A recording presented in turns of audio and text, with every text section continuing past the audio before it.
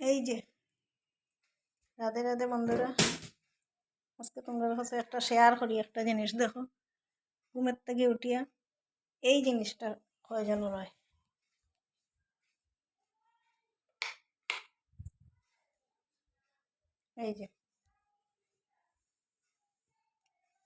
এই যে সুজি, কয়জনের ঘরে এইগুলা সুজি থাকে ঘুমের থেকে উঠিয়া?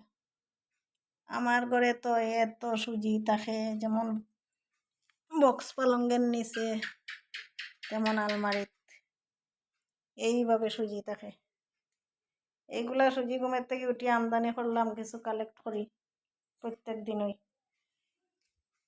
এই রুমের পিছন সেই রুমের পিছন তাকিয়া বেশ কালেক্ট হয়ে যায় এই সুজিগুলা।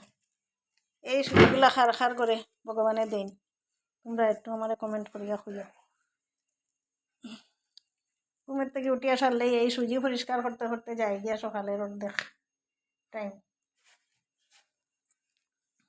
এরপরে শুরু হইল দিনলিপি। এটা তো জাস্ট একটু দেখাইছি তোমরা। পালঙ্গের নেই, সুচ ধরলে প্রচুর পরিমাণ বাইরিব। আচ্ছা, আমি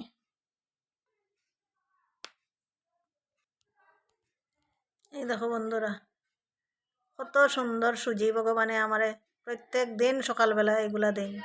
এগুলা কড়াই দিয়া ঘি দিয়া চিনি দিয়া যদি সুজি বনতো, তো মোটামুটি তো 1 প্লেট পেট ভরি গেল না।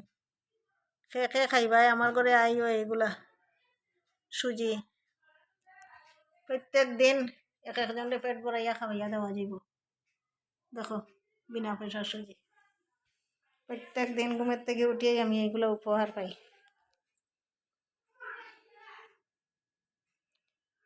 বুঝছো বন্ধুরা, আমার ঘরের এগুলাই উপহার ভগবানে দিয়া যায়, বিনা পয়সায় এগুলা খাওয়া। এরপরে দেখো, ঘুমের থেকে উঠিয়ে এখন কত কাজ।